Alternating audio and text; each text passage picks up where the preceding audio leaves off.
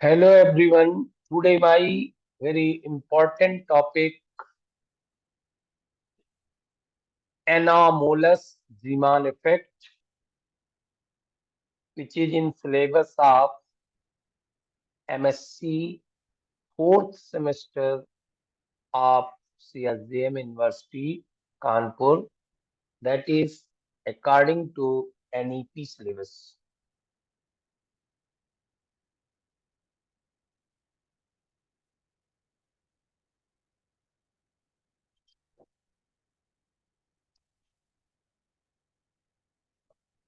When we introduce spin of electron, in case of Zeeman effect, normal Zeeman effect, we does not consider the spin of electron, but only taken orbital motion of the electron. So orbital angular momentum precedes around the field direction due to application of external electric field, magnetic field, external magnetic field. In this case, we consider the spin of electron. So vector atom model, there are two orbital angular momentum. One is the spin and other is the orbital. So their resultant is denoted by J, total angular momentum. L and S precedes around their resultant J. मतलब L star लिखा हुआ है, S star लिखा हुआ है, precedes around J, their resultant J.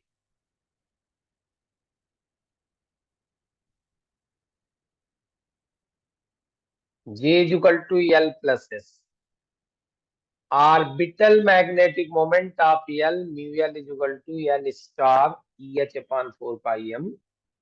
But mu S is equal to S star EH upon 4 pi m. Mu L के just opposite होता है 180 पर.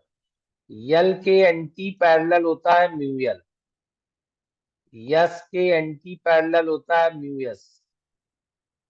ये मैं जानता हूँ. L का म्यू एल का L orbital angular momentum, mu L magnetic dipole moment of orbital, S का म्यू एस एंटी पैरेलल होते हैं दोनों. तो L और S J के अराउंड घूमते हैं, तो म्यू एल और म्यू एस उसके रिजल्टेंट म्यू जे के अराउंड घूमते हैं. ऐसा कुछ आपका फिगर आएगा. L और S अपने J के अराउंड घूमते हैं. J के अराउंड L घूम रहा है, ये, और यस घूम रहा है. यल का एंटी पैरेलल म्यूएल ऑर्बिटल होता है, यस का एंटी पैरेलल म्यूएस होता है. अब म्यूएस और म्यूएल में डिफरेंस है. म्यूएस और म्यूएल,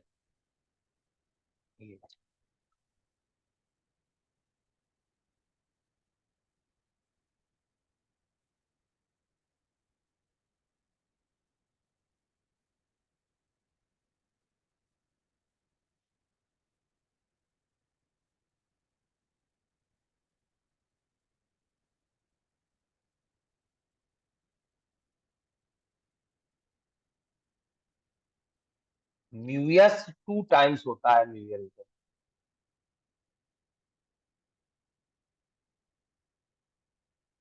ये इसमें 2 का और मल्टीपल.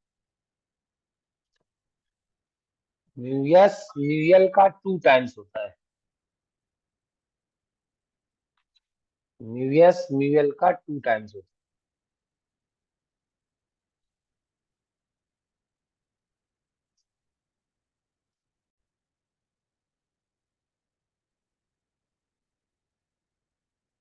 तो ये आपका म्यूएल और ये आपका म्यूएस, दोनों म्यूजे के अराउंड घूम रहे हैं, म्यूजे के अराउंड दोनों घूम रहे हैं। अगर इस वेक्टर और इस वेक्टर का अगर हम रिजल्टेंट निकालेंगे, इन दोनों म्यूएल और म्यूएस का, तो वो रिजल्टेंट कुछ ये आएगा, ये मतलब ये लिख, mu L S, mu L S is the resultant of mu S and mu L. ये अब जब आप इस इसका कंपोनेंट इस दिशा में लेंगे, इसका कंपोनेंट इसका म्यूएस का इस दिशा में लेंगे,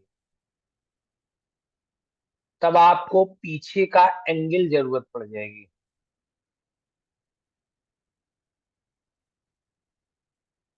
यस और जे के बीच के एंगल की जरूरत पड़ जाएगी। ये देखिए, ये म्यूएल कॉस एल जे, मतलब म्यूएल का जब आप इस दिशा में कंपोनेंट लाओगे तो म्यूएस कॉस एल जे, मतलब आपको ये एंगल की जरूरत पड़ेगी, कौन से, इस एंगल, इस एंगल।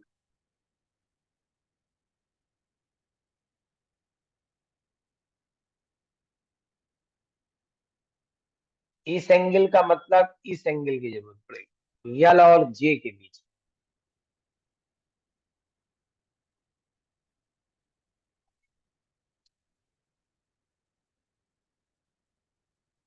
इसी प्रकार जब म्यूएस लोगे, म्यूएस का कंपोनेंट लोगे, तो यस और जे के बीच का एंगल जरूरत पड़ेगी, यस और जे के बीच का।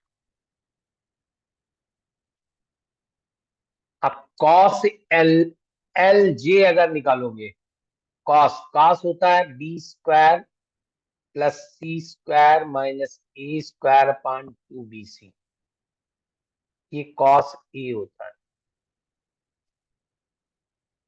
अब यहाँ कॉस एल जे लिखा हुआ है, तो यल जे यस होता है, जाके तीन चीजें, यल जे यस। तो जे स्क्वायर होता है L square plus S square plus 2ls cos theta, ये फॉर्मूला होता है, जहाँ यल और यस के बीच का एंगल होता है और जे का रिजल्टेंट। अब जैसे यहाँ यल जे लिखा है, तो मतलब यस नहीं लिखा हुआ है, तो जब यस नहीं लिखा हुआ है तो कॉस थीटा का जब फॉर्मूला लगाओगे तो यस वाला माइनस में जाएगा, ये मतलब यल square plus J square minus yes square upon 2ls। जैसे कॉस एस जे लिखा हुआ है, तो बचा कौन सा, यल, यल माइनस में जाएगा और 2s जे आएगा, मतलब बी स्क्वायर प्लस सी स्क्वायर माइनस ए स्क्वायर अपॉन 2bc किया जा रहा है। लेकिन ये पहचान कैसे, यल और जे के बीच का एंगल चाहिए, तो यल जे यस तीनों होते हैं, तो minus S square upon 2ls। यहाँ पर यस और जे के बीच का एंगल चाहिए, तो यस जे यल, तो माइनस यल स्क्वायर अपॉन 2s जे। अब जैसे हम लिख रहे हैं यल स्टार, इसका मतलब होता है यल एच अपॉन 2 पाई, एल एल प्लस 1h/2।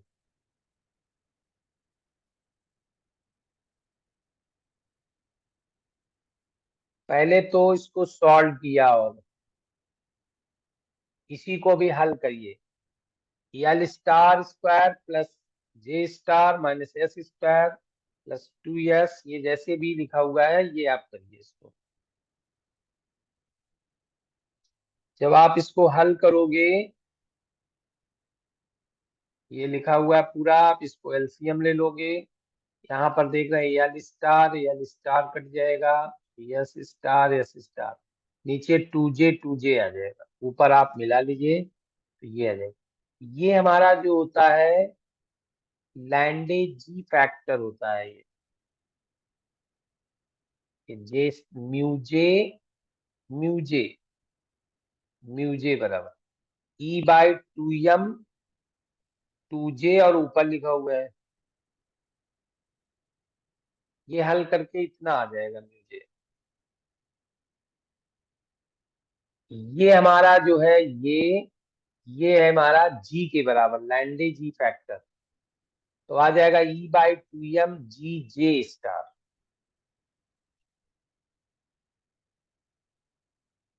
अब जैसे नॉर्मल जीमान इफेक्ट में लिखा था कि यल ओमेगा यल कॉस थीटा एनर्जी होती है,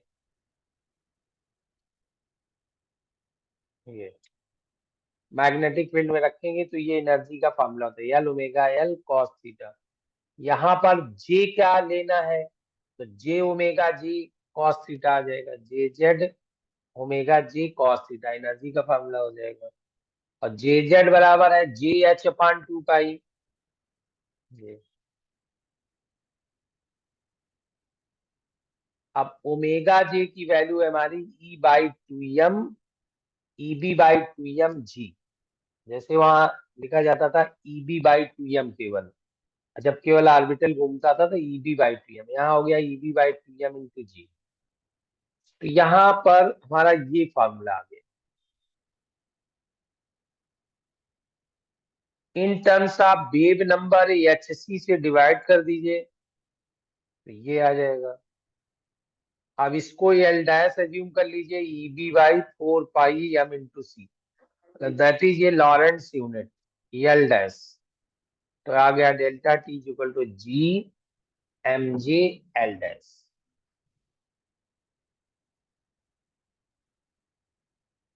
तो यहाँ पर आपको वीक फील्ड लगती है, तो यल और S can not be combined, so this will be happen. This has been done because due to weak magnetic field L and S cannot be combined, so this will be happen. क्योंकि J के किसी मान के लिए mj के 2J+1 values होती है, इसलिए डेल्टा T के भी 2J+1 वैल्यूज होंगी।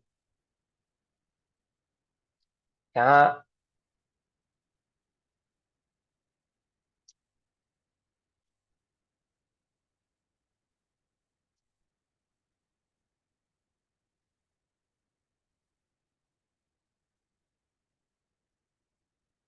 दिस इज एनामोलस इफेक्ट, और सिलेक्शन रूल mj के लिए है 0r ±1।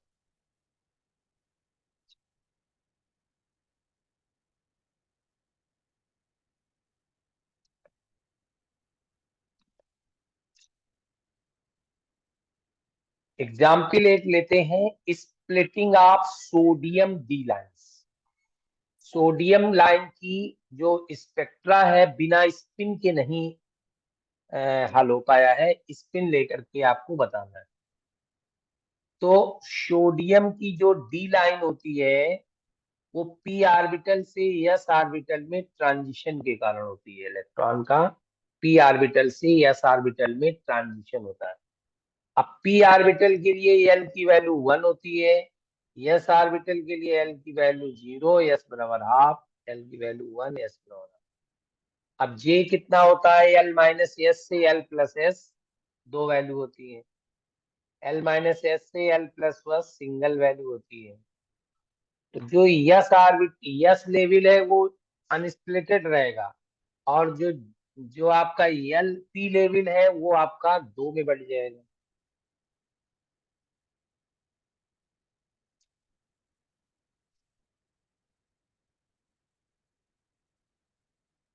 अब इसका नाम क्या होगा, मल्टीप्लीसिटी होती है 2s+1, इसमें s बराबर 1/2 दोनों में है, तो 1/2 मतलब मल्टीप्लीसिटी 2 आ जाएगी। तो इसका नाम क्या होगा, L बराबर 1 का मतलब पी ऑर्बिटल, 2p 1/2 और 2p 3/2। ये तो हो गया पी ऑर्बिटल का। और एस ऑर्बिटल का नेम क्या होगा, 2s+1, 2s+1 तो 2 ही आ जाएगा, 2 और L बराबर 0 का मतलब यस, 2s 1/2, ये हो जाएंगे।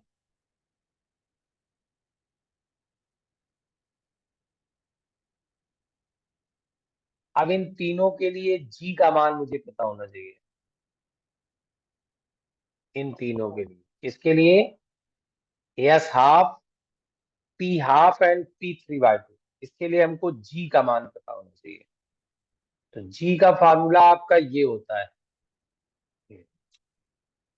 अब जब आप एस हाफ की बात करोगे तो जी की वैल्यू 2 आएगी, क्योंकि एम जे की वैल्यू आ जाएगी माइनस हाफ से प्लस हाफ। जे बराबर हाफ के लिए एम जे माइनस हाफ से प्लस हाफ। तो जी जब आप कैलकुलेट करोगे तो 2 आएगा। और 2p1/2 के लिए जब जी कैलकुलेट करोगे, इस फार्मूला, ये फार्मूला लिखा हुआ है जी कैलकुलेट करने का, ये मतलब फार्मूला हो गया 1 प्लस जे+1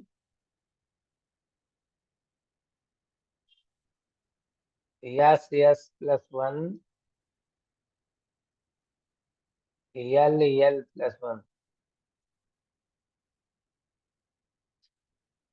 अपान 2J+1।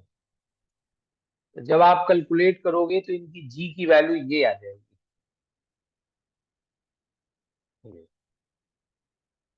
एस हाफ के लिए, 2p हाफ के लिए देखिए कैसे करोगे। जैसे हमको 2p हाफ के लिए कैलकुलेट करना है, जी की जी की वैल्यू, फॉर्मूला है 1 प्लस जे। जे कितना है? हाफ। 1/2, 1/2 प्लस 1। एस कितना है? हाफ।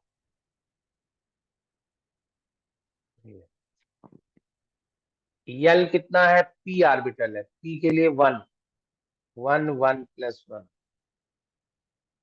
अपान 2J+1, 2 हाफ, हाफ प्लस 1। आप हल करके देखिए, इसकी वैल्यू आ जाएगी 2/3। इसी प्रकार जब आप 2p3/2 के लिए निकालोगे तो जे की वैल्यू 3/2, तो इसकी वैल्यू 4/3 आ जाएगी। जी का मान निकल आएगा, क्योंकि जब जी निकलेगा तभी आगे कैलकुलेशन हो।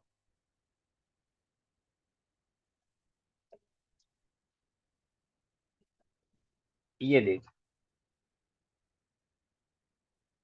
S half, P half, P3/2। अगर आप ऐसे आप करेंगे तो एक D1 लाइन होगी, एक D2 लाइन होगी, लेकिन फाइन स्ट्रक्चर पाना है तो फाइन स्ट्रक्चर में एम जे के आधार पर बांट दिया गया है पहले। तो जे बराबर हाफ, तो एम जे के ये 2 हो गए, इसके 2 हो गए।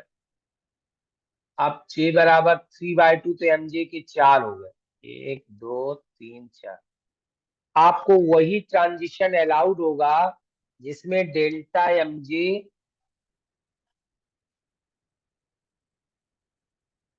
+-1 हो।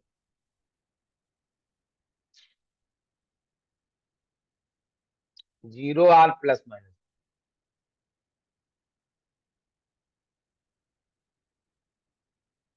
अब जैसे मान लीजिए आपने ये ट्रांजिशन दिखाया, ये वाला, इसमें लोअर का एमजे कितना है? -हाफ। अपर का एमजे कितना है? -हाफ। इसका मतलब डिफरेंस 0 आएगा। अब इसका देखा जाए, इसका लोअर का क्या है? +हाफ। अपर का क्या है? +हाफ। इसका डिफरेंस 0 आएगा, डेल्टा एमजे। अब अगर इसका देखा जाए तो यहाँ कहाँ जा रहा है? 1/2, एमजे 1/2 कहाँ चला था? 3/2। तो 1/2 माइनस 3/2 -1 आ जाएगा।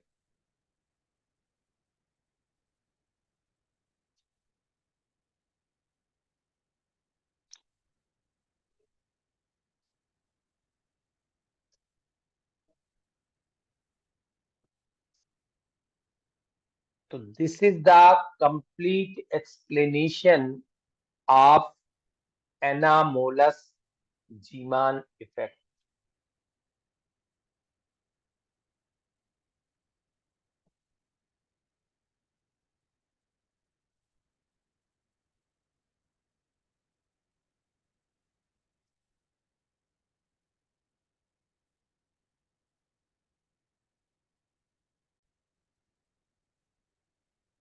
Now the topic is Paschen Back effect. आपने नॉर्मल जीमान इफेक्ट पढ़ा, केवल स्पिन को छोड़ करके ऑर्बिटल मोशन लेकर के इलेक्ट्रॉन का नॉर्मल जीमान इफेक्ट की क्वांटम मैकेनिकली डिस्क्राइब किया गया। फिर आपने पढ़ा एनामोलस, एनामोलस जीमान इफेक्ट, जिसमें वीक मैग्नेटिक फील्ड थी और more complicated energy level diagram था, उसमें स्पिन भी कंसीडर कर ली गई। और स्पिन कंसीडर करके आपका जो नॉर्मल जीमान इफेक्ट का तरीका था वो जब देखा गया तो उसमें जे आ गया, टोटल एंगुलर मोमेंटम। अब पास्चियन बैक इफेक्ट क्या है कि अगर मैग्नेटिक फील्ड की स्ट्रेंथ को और बढ़ाया जाए तो हम स्पिन तो अभी भी कंसीडर करेंगे, लेकिन यल और यस कंबाइंड नहीं हो पाएंगे। मतलब यल अलग रहेगा और यस अलग, ऑर्बिटल मोशन और स्पिन मोशन कंबाइंड नहीं हो। Bastian Beck observed that whatever be the anomalous pattern of given spectral line, the pattern always approximated to normal Zeeman effect। मतलब होता वो नॉर्मल जीमान इफेक्ट ही है। मतलब दोनों में, एनामोलस में और नॉर्मल में, दोनों लगभग एक जैसे हैं, केवल स्पिन कंसीडर की गई। On increasing the strength of magnetic field, ये घटना आपको देखने को मिलेगी। This phenomena is called Paschen Back effect. मतलब पास्चियन ने ऑब्जर्व किया कि एनामोलस स्पेक्ट्रल लाइन का पैटर्न नॉर्मल जीमान इफेक्ट को अप्रोक्सीमेटेड हो जाएगा, उसके इक्विवेलेंट हो जाएगा अगर मैग्नेटिक फील्ड की स्ट्रेंथ को आप इंक्रीज कर दो। जैसे लो मैग्नेटिक फील्ड पर आपका एनामोलस है और हाई मैग्नेटिक फील्ड पर आपका जो है तो नॉर्मल जीमान इफेक्ट है। तो अगर आप एनामोलस पैटर्न है और आप मैग्नेटिक फील्ड को इंक्रीज कर देंगे तो वो आपका नॉर्मल जीमान इफेक्ट जैसा शो होने लगेगा, और इसे कहते हैं पास्चियन बैक इफेक्ट। यहाँ पर एल और एस की कपलिंग खत्म हो जाएगी, सेपरेट हो जाएंगे। एल अलग घूम रहा है, एस अलग घूम रहा है, ये दोनों अब आपके कपुल होकर के जी नहीं बनेगा। अब M L plus two M S होगा। अब इसकी एनर्जी निकालोगे तो एल की अलग और एस की अलग, L Z omega L, S Z omega S. जैसे नॉर्मल में केवल एल जेड ओमेगा एल था, अब इसमें एस जेड ओमेगा। अब एल जेड क्या होता है, M L H upon two pi, omega L क्या होता है, E B by two M. तो एल जेड होता है, ओमेगा एल होता है E B by two M, L Z होता है M L H upon two पाई। इसी प्रकार एम एस होता है, एस जेड होता है M S H upon two pi, और ओमेगा एस होता है twice E B upon two. ये वैल्यू पुट कर दोगे तो इसको वेव नंबर में कन्वर्ट कर लो, एच सी से डिवाइड करके लॉरेंस यूनिट लगा दो, ये है। अब M L plus two M S E L dash Lorentz unit आ गया। मतलब यहाँ एल और एस कपुल्ड नहीं हुए, सेपरेट है, प्लस हो। अब जो भी स्पेक्ट्रल लाइन बनेगी वो इसके क्वांटम नंबर पर आधारित होगी। ये डेल्टा प्लस माइनस वन और जीरो, वो स्पेक्ट्रल लाइन बनेगी। ये zero or plus minus one. अब यहाँ हम लेते हैं प्रिंसिपल सीरीज डबुलेट, जो D1 और D2 लाइन है, 2p3y2 2s1y2, ये उठाते हैं। या 2p1y2 और 2s1y2, जो इसके पहले वाले में एनामोलस में था।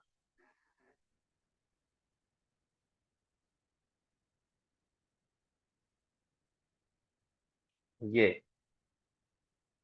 2p1y2 से 2s1y2 में D1 लाइन, 2p3y2 से 2s1y2 में D2 लाइन।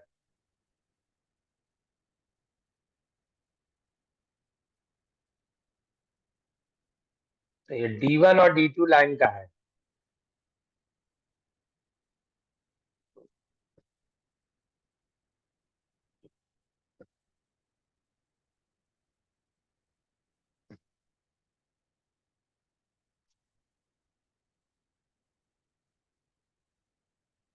अब देखिए, S L yes ml ms ये लिखा गया है। तो जैसे 2p 3/2 है, तो यल तो सबका लिखा है 1 1 1 1 1 1 1, मतलब पी के लिए, और यस के लिए आपका ये लिखा होगा।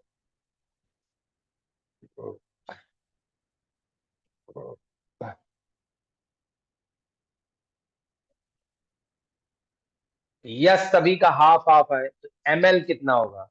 जैसे एल बराबर 1 है तो ml क्या होगा? -1 0 +1। तो देखिए क्या लिखा, +1 0 -1 +1 0 -1, ऐसे लिख दीजिए आप। मतलब 3 इसके हो गए, 3 इसके हो गए। एल बराबर 1 के लिए ml हो गया -1 से +1, तो +1 0 -1, फिर +1 0 -1, ऐसा क्रम आपको बनाना। जैसे 2s हाफ है, एल बराबर 0 है, तो इसमें ml बराबर 0 ही होगा जाएगा। तो अब ms क्या है सबके लिए? जैसे ये है हाफ ms, 0 के लिए हाफ, नहीं वो s के आधार पर चलेगा। s के लिए ms हाफ हाफ हाफ। अब 3 बार तो आपने हाफ लिख दिया, तो 3 बार माइनस हाफ भी लिखो, क्योंकि माइनस हाफ से प्लस हाफ। जैसे s बराबर हाफ है तो इसकी वैल्यू होगी -हाफ से +हाफ। 3 बार आप माइनस हाफ लिख दो, और यस इसके लिए जब लिखोगे तो -हाफ +हाफ। फिर ml+2ms कर दो, ml+2ms ml+2ms सब मिल। अब इसके बाद ये बना दीजिए ml+2ms, देखिए कितने हैं, 2 1 0 -1 -2 1 0। अब आप इसका ट्रांजिशन करके दिखा दीजिए, ml+2ms की वैल्यू 0 r ±1 होनी चाहिए। ये ट्रांजिशन में 0 है, इसमें 0 है, इसमें 1 है, और इसमें -। तो ये आप देख रहे हो कि एक जो आपने एनामोलस में निकाली है, एक लाइन उठा लिया और उसका आपने डायग्राम बना दिया। This is the complete explanation of today lecture.